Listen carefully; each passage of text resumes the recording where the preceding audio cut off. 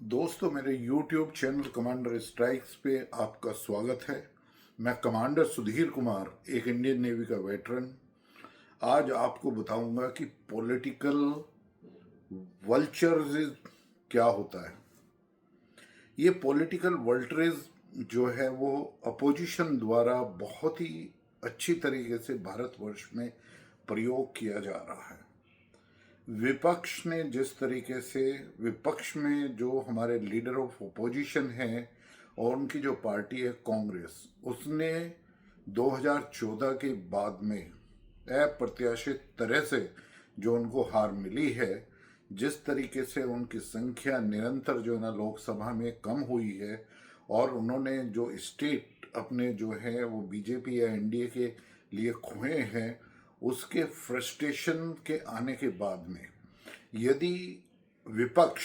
एक अपॉर्चुनिटी का प्रयोग करता है अपने एडवांटेज के लिए, जिसमें देश के हित के बारे में यदि वो बात करते हैं और जेन्युइनली जनता को ये लगता है कि यस, वो आपसे जुड़े हुए मुद्दों को उठा रहे हैं और वो एक तरीके से देश के हित में सोच रहे हैं और ना कि सिर्फ पॉलिटिकल मकसद प्राप्त करने के लिए, तो डेफिनेटली उस पार्टी को, उस लीडर को वोट मिलती हैं, उसकी लोकप्रियता बढ़ती है।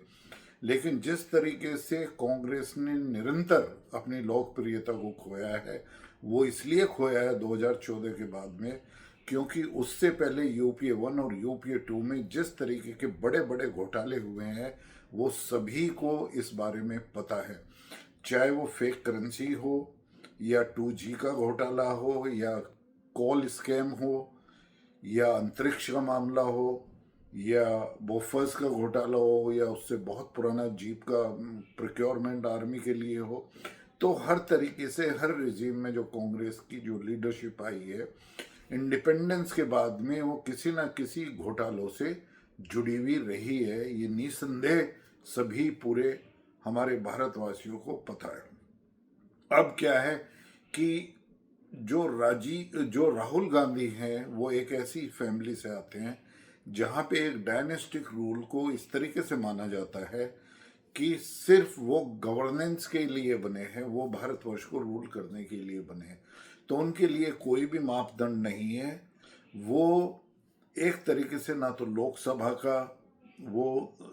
कोई रेस्पेक्ट करते हैं, ना राज्यसभा की करते हैं, ना वहाँ के कोई जिस तरह का एक आचरण वहाँ पे होना चाहिए, जो रूल्स रेगुलेशंस वहाँ पे फॉलो होने चाहिए, जो मर्यादाएं हैं उनके अंदर रहते हुए किस तरीके से जो लोकसभा या राज्यसभा का, हमारी पार्लियामेंट का बहुमूल्य समय है जिसमें इन टैक्स पेयर के, ऑनेस्ट टैक्स पेयर्स के पैसे से जो है ना आप वहाँ पर जो एमपीज हैं वो चुन के जाते हैं, तो उन्हें किस तरीके से प्रयोग करना चाहिए। तो ये एक तरीके से अब प्रयोग करने लगे हैं, वो है पॉलिटिकल वल्चरिज्म। तो इसमें क्या होता है कि एक वल्चर की तरीके से, जैसे वल्चर अपने जो है ना शिकार के लिए देखता रहता है, तो उन्हें भी ऐसी अपॉर्चुनिटी मिलनी चाहिए। चाहे वो उनके द्वारा इनिशिएट कराना हो कि किसान आंदोलन जो हुआ जिसमें काफ़ी लोग जो है ना लाल किले के ऊपर चढ़कर उन्होंने तिरंगे का अपमान किया, या शाहीन बाग में दंगे करवाने हो, या ममता दीदी को मुर्शिदाबाद में या इस तरीके के जो है ना उकसाने वाले भाषण देने वाले हो। और हमारे लीडर ऑफ अपोजिशन ने तो एक तरीके से एक के बाद झूठ के जो पुलंदे बोले हैं, उन पे कितने नोटिस जो है ना वो हाई कोर्ट और सुप्रीम कोर्ट से भी आ चुके हैं और मेरे ख्याल से वो अनगिनत टाइम पे जो है ना वो कोर्ट के सामने माफ़ी भी मांग चुके हैं। लेकिन फिर भी उन्होंने, जब भी वो कहीं बाहर गए हैं, जहाँ पे भी वो बाहर गए हैं, चाहे वो यूनाइटेड किंगडम हो या यूएसए हो, उन्होंने जाकर सिर्फ भारतवर्ष के खिलाफ ही जहर उगला है। उन्होंने अपनी एक तरीके से भारतवर्ष की डेमोक्रेसी के ऊपर,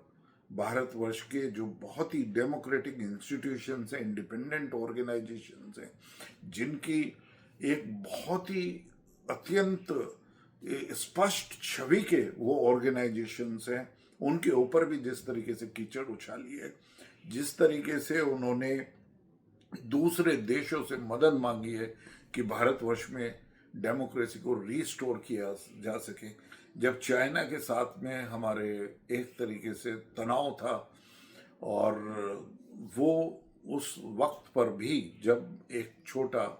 स्क्रिमिश जो चाइना के साथ हमारा हुआ, कन्फ्लिक्ट हुआ छोटा सा, जिसमें हमारे 20 लोग, हमारे जवानों ने अपनी शहीदी दी, और उन्होंने कम से कम 45 बल्कि उससे भी ज़्यादा जो है ना चाइनीज सोल्जर्स को मारा। तो उस वक्त पे भी जो है ना राहुल गांधी नहीं चूके, और वो चाइना की एम्बेसी में जाके जो है ना लंच कर रहे थे। तो इन सभी चीज़ों को देखते हुए आप देखिए कि जब भी कोई ऐसी बात उठती है, वो किस तरीके से प्रधानमंत्री को जो है ना गाली दी जाती है कि प्रधानमंत्री चोर है, वोट चोर है, उसने राफेल में जो है ना पैसे खाए हैं, वो बिल्कुल एक तरीके से ट्रंप से डरता है, ट्रंप के सामने सरेंडर कर दिया है। उनकी माँ तक को, उनकी माँ जिनकी जो है ना स्वर्गीय माता जी, जो हमारे आदरणीय प्रधानमंत्री जी हैं, उनकी स्वर्गीय माता जी तक को अभी तक भी नहीं छोड़ते हैं। मेरे ख्याल से मेरा ये मानना है कि इंडिपेंडेंस के बाद में यदि कोई लीडर या उस लीडर या उसकी माँ के ऊपर सबसे ज़्यादा आक्षेप लगाए हैं, गाली गलौज विपक्ष ने दिया है, वो और एक जो फैमिली है राहुल गांधी के, उसके सभी लोगों ने जो नरेंद्र मोदी के खिलाफ जो एक तरीके से बोला है, वो बहुत ही निंदनीय है, और ये डेमोक्रेसी में इसका कोई स्थान नहीं है। तो मेरा निवेदन विपक्ष के साथ यही है कि यदि आप मुद्दों की राजनीति करेंगे, यदि आप देश के हित में बात करेंगे, यदि आप फौज के हित में बात करेंगे,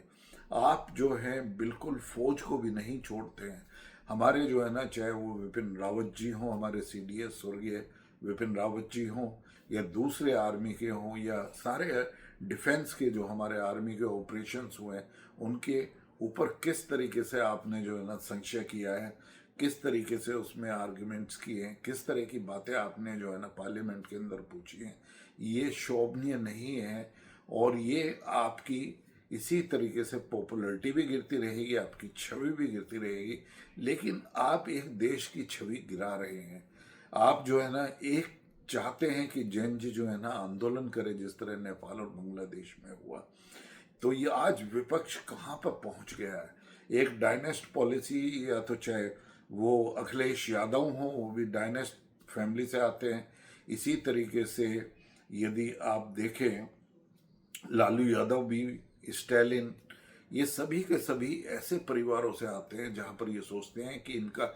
जन्म सिद्ध अधिकार है, ये कितने भी करप्शन करते रहें, कितने भी घोटाले करते रहें, हिंदुइज्म के खिलाफ बोलते रहें, हिंदुओं के खिलाफ बोलते रहें, हिंदुओं के खिलाफ जहर उगलते रहें, और वो किस तरीके से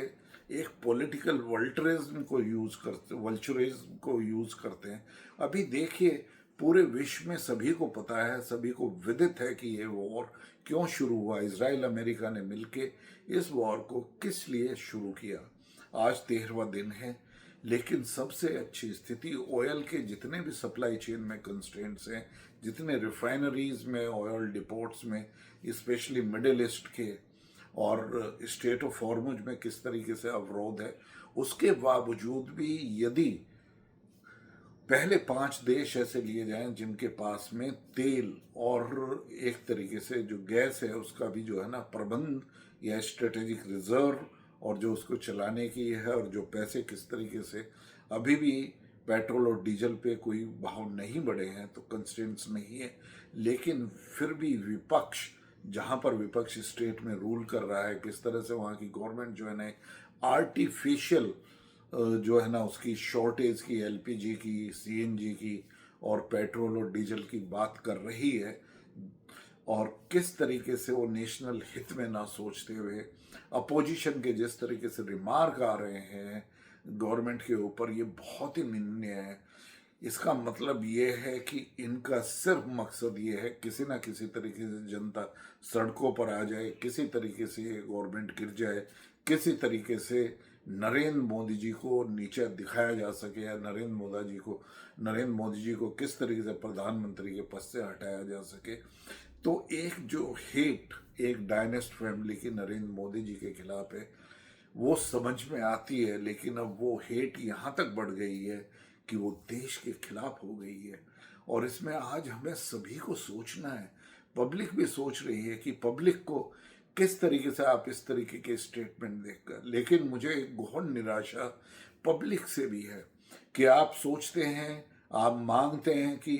गवर्नमेंट आपके लिए क्या कर सकती है, नेशन आपके लिए क्या कर सकता है, लेकिन कभी आप सोचते हैं कि कॉन्स्टिट्यूशन ऑफ इंडिया के तहत आपकी ड्यूटी देश के प्रति क्या बनती है। और आप क्यों होर्डिंग करते हैं गैस की? जो हमारे डीलर हैं, डिस्ट्रीब्यूटर हैं, यदि कोई भी इस तरह की होर्डिंग करते हैं और एक जो है ना तेल के होने के बावजूद भी अपने पेट्रोल पंप पर यदि वो जनता को नहीं दे रहे हैं, तो ये एक बहुत ही एक देश के प्रति, देश के खिलाफ जो है ना, मैं इसको एक तरीके से विद्रोह नहीं, एक तरीके से एंटी नेशनल एक्टिविटी है। और इन सभी के खिलाफ मेरा मानना है कि सेंट्रल गवर्नमेंट और state governments and union territories के जो एडमिनिस्ट्रेशन है, उन सभी को जो ऐसे जो इन सब चीज़ों की जो है ना शॉर्टेज करने के लिए स्टोरेज कर रहे हैं, उसको मार्केट से छुपा रहे हैं, उन सभी के खिलाफ एस्मा में एसेंशियल सर्विसेज मेंटेनेंस एक्ट जो है उसका प्रभावशाली रूप से तय उसको लागू करना चाहिए। ऐसे लोगों को जेल में तुरंत डालना चाहिए और उनकी प्रोडक्ट को जब्त करके उसको फ्री डिस्ट्रीब्यूशन जो है ना उनकी आउटलेट्स, चाहे वो सीएनजी के आउटलेट्स हो या पेट्रोल या डीजल पेट्रोल पंप हो या उनकी गैस की डिस्ट्रीब्यूशन एजेंसी हो, उन सभी पर बहुत ही प्रभावशाली तरीके से एडमिनिस्ट्रेशन को निर्देश दिए जाने चाहिए कि वो एस्मा लगाएं। और इनकी मॉनिटरिंग भी जो है ना बहुत अच्छी तरीके से होनी चाहिए। तो मेरा यही अनुरोध है, ये रिक्वेस्ट है, हाथ जोड़कर प्रार्थना है, जितने भी हमारे अपोजिशन के लीडर हैं, क्यों नहीं आप जिम्मेदार बन रहे, क्यों नहीं आप आम आदमी के प्रति कुछ काम कर रहे हैं। पार्लियामेंट में भी आप चिल्ला कर किसी भी चीज़ पर बहस नहीं कर रहे हैं। आपके मुद्दे या तो अपीजमेंट की पॉलिटिक्स है, जैसे ममता जी ने भी जो है ना बहुत ही विघटनकारी जो एक